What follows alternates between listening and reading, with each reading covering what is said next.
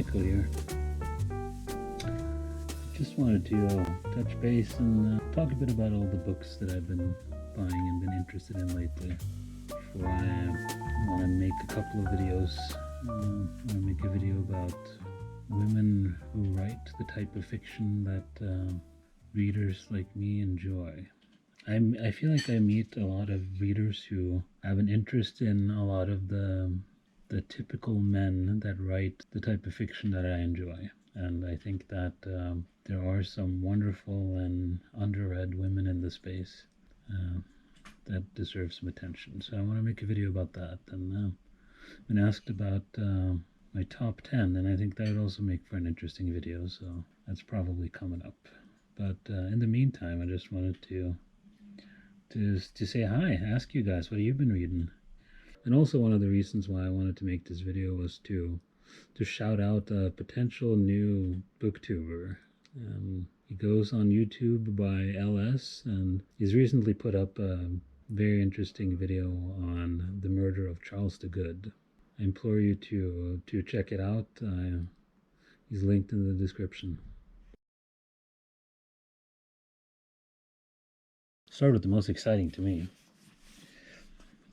This is one of my favorite books. I had this paperback for a few years, and I decided that I also wanted to have the Knopf hardback. It's a phenomenal and weird book. If you're the type of reader who can stomach weird and enjoy the sort of confused narration, like there is, sometimes some people like to talk about polyphonic narration, and it's nearly that, but it's not so clear that it's always an amount of different narrators, more as one narrator singing polyphonically, just to extend and torture the metaphor. Yeah, I'm gonna talk a bit more about this in an upcoming video, but for me, I'm very excited to add this to my collection.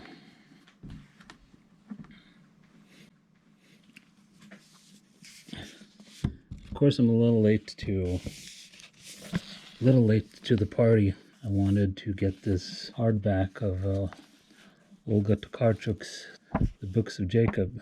You don't have to listen to me talk about this. The hype on Twitter is positive. I've talked to a few of my friends who say it's very good, and I'd be very surprised if it wasn't. I feel like Primeval and Other Stories and Flights are very good. I think that in relation to the kind of books that I like, I think that Tokarczuk is one of the more deserving winners. And not that my taste has anything to do with who wins the Nobel Prize, but I think that I think she's really something. I picked up this copy of Knightwood. I was talking to Orpheus, whose channel you're all familiar with, I'm sure, and we were talking about Barnes, and we both read her a while ago, and we both sort of remembered it being good.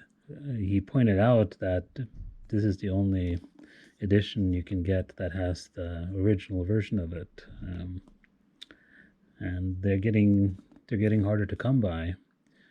And I'm sure, I mean, she's such an important figure from the period. I think that she'll likely be reprinted, but just to be sure, I grabbed myself a copy. I read a library copy some years ago, and I'm also pretty sure that isn't the original version.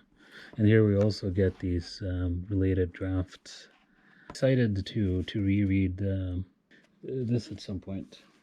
I got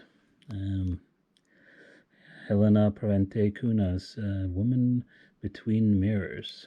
Cunha, yeah. See, this is signed by the translator, which is a first for me. I think this is the first book I have signed by a translator, and it's an interesting point of contact as well, because it's always nice to have an author's signature as you know, they've created this world you get to live in, but the translators are also responsible for sort of how you get to experience that world. And I hear very interesting things about this. Like I said, I found the way I read this article about Julieta Campos, and Cunha was mentioned in that sort of Latin American interesting and experimental women writers.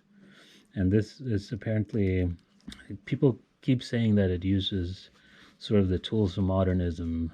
I haven't read it yet. I actually received it today, so it's of all the books on this table, it's the one that I've looked at the least. She has this unnamed narrator who we can only assume is some stand-in for Helena herself, who also has this mirror image, this other personality that talks about the woman who is writing me, and there are similarities, but there's also differences, and the book sort of tackles being a woman in Brazil and having all these expectations of being a good wife and a good mother, and you have this overweight bore of a husband and ungrateful children who are bitter and turn out to be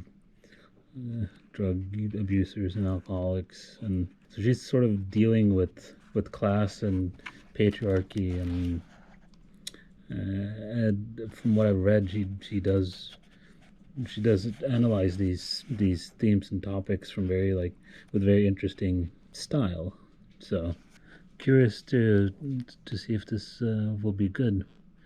Well, University of Texas Press translation, which is always it's always interesting when literature only gets university press editions.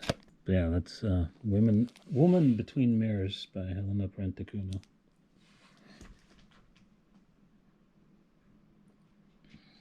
So next up is a bit of a controversial one. Shakespeare, The Invention of the Human, Harold Bloom. I've read a bit of Bloom. I've read How to Read and Why.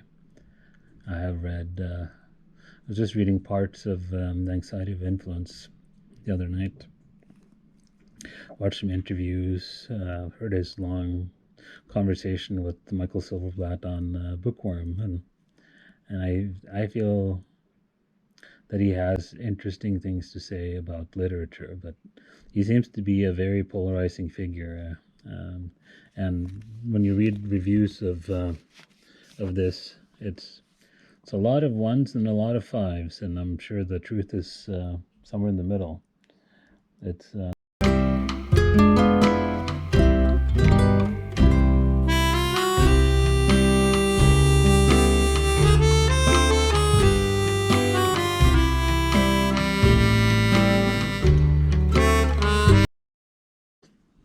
which style I enjoyed of these editions, and from I've just been reading a tiny bit of the introduction to this, and it's really compelling. It's very interesting. Lots of neat historical data, lots of little stories from famous people performing Hamlet, the famous Hamlets of the generations, and some interesting thoughts on what it is to interpret Shakespeare and what it is to be an editor and in these editions. So I think that I will get more ardent Shakespeare's, and I think I'll start with King Lear. It seems interesting. Now,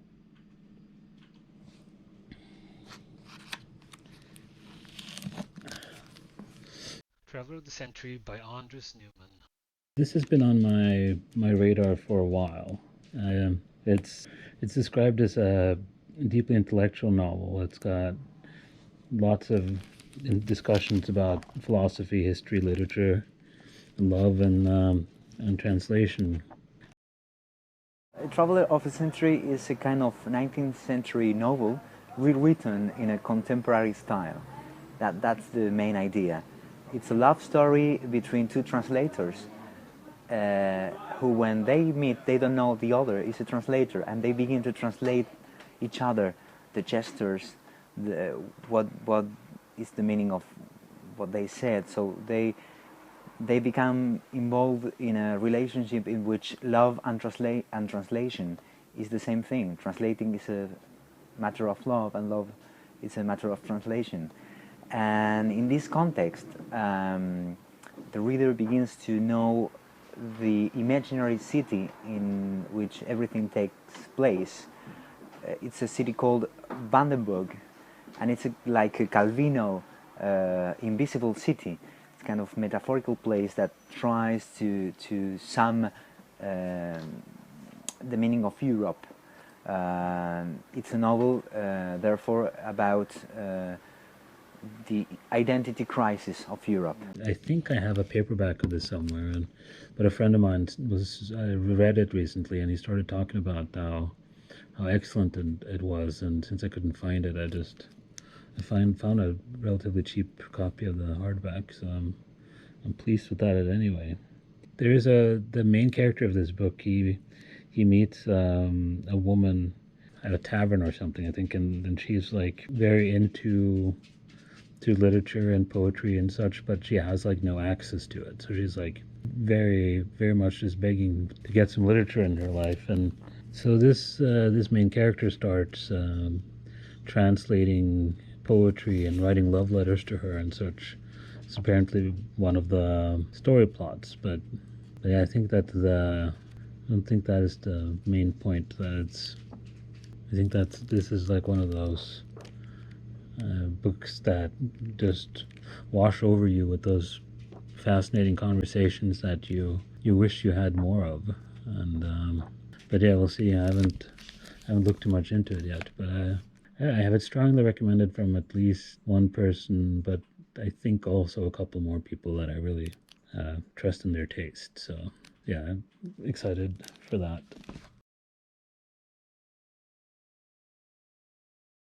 I also bought and read last month Max Blecher's Occurrence in the Immediate Unreality. This is a very, very lovely edition. It's a short book. It's this edition of 20 Romanian writers. But this has a lovely little selection of oil paintings.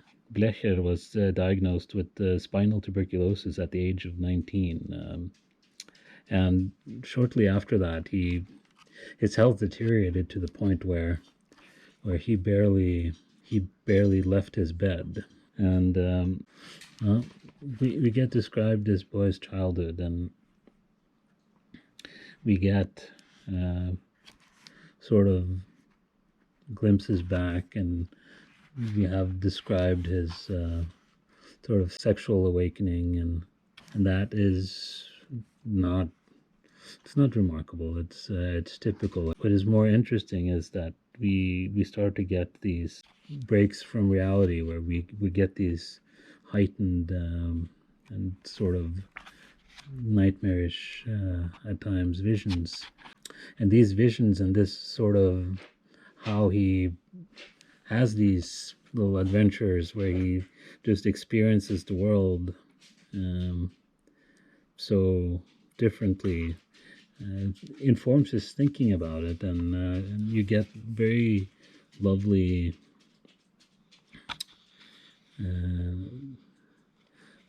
passages. I wanted to read one of them for you. A few years later, I saw in an anatomy book the photograph of a wax cast of the inner ear. All the canals, sinuses, and cavities consisted of full matter, forming their positive image. This photograph made an exceeding impression upon me, almost to the point of faintness.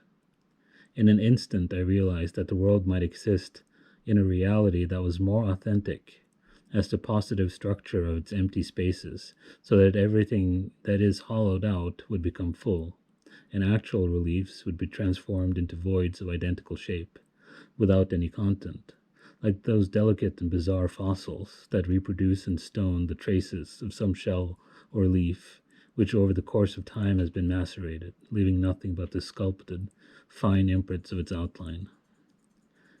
In such a world, people would no longer be multicolored, fleshy excrescences, full of intricate and putrescible organs, but rather pure voids, floating like bubbles of air through water, through the warm, soft matter of the full universe.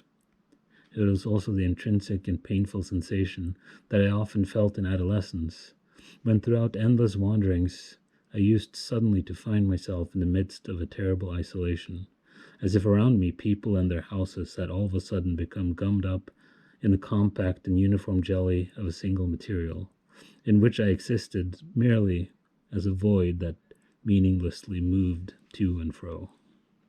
This was a very good read, and Christina Tudor-Sideri, I've talked about before, has recently translated some poetry of his, and I think there are 2 presses that are currently or putting out his sanatorium journals this year. So I'm very excited to read more of Max. I picked up this book by Miljenko Jurgovic, Kin, which is one of 2 books in this little haul that I picked up due to Travel Through Stories' excellent review.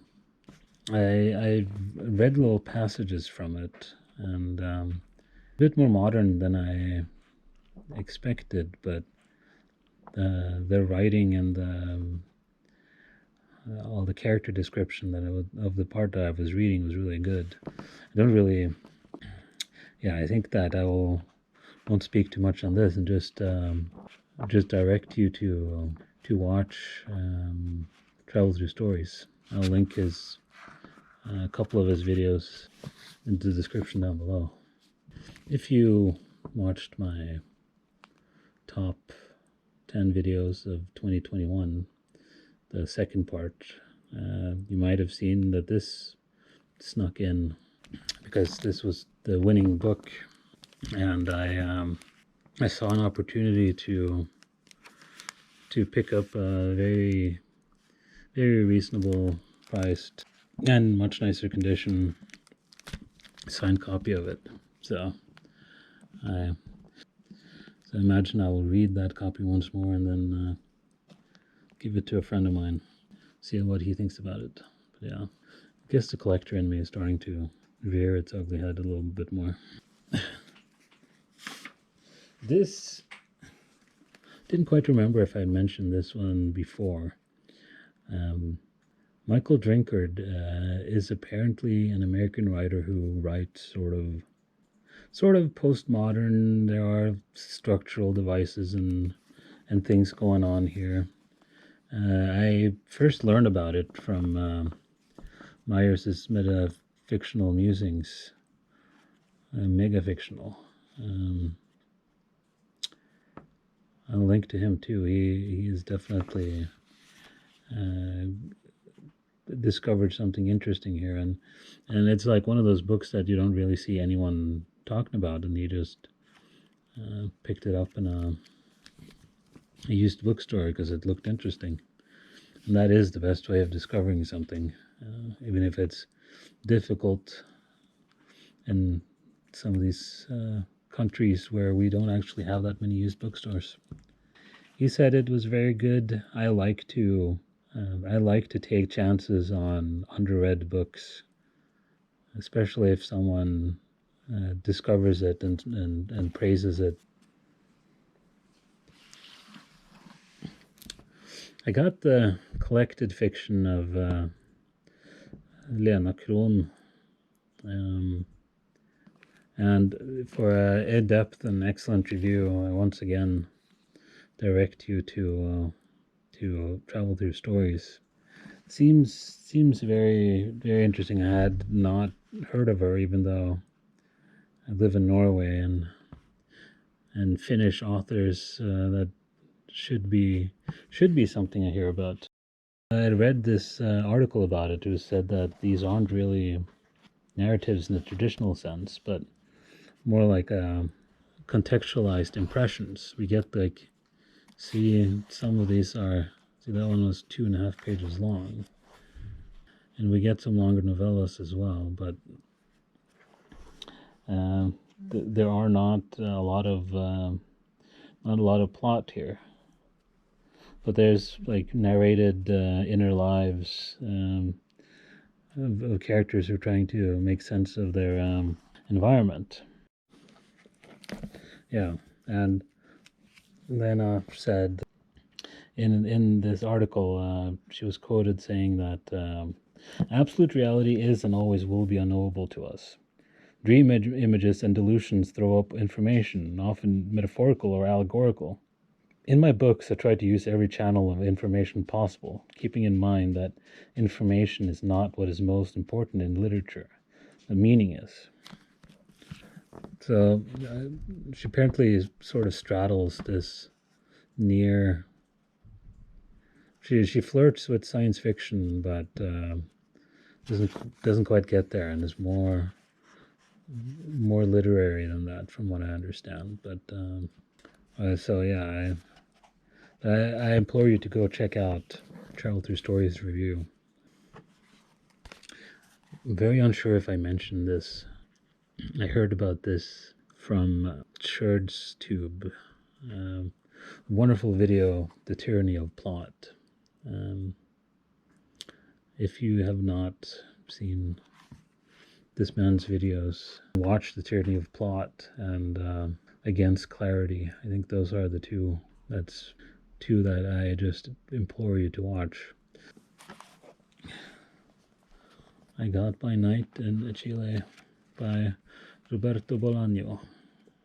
I got it because some friends were reading it, and apparently this is one of his good ones. Lastly, I picked up The Greek Myths by Robert Graves. I like this edition, and I have not read this. I've read Hamilton's mythology, but I don't own a copy of it either, so I figured this would be a nice little fun reminder text to leaf through whenever I felt in the mood for some Greek mythology, which should be often. Anyways, thank you so much for watching. I have some ideas of what sort of content I want to make, but I would like to hear from you guys what you like as well. A bit of mixed feelings with too in-depth reviews, especially the sort of books that I'm interested in, and I want to try to make more people read authors that I feel are neglected or underread. At the same time, I don't want to explain the book away too much. I want to try to explain the reasons why this is a good read, and if that's not enough to get you to read it, then fair enough. Yeah, I appreciate all the support, all the likes, all the follows. It's very humbling. Yeah, thank you so much.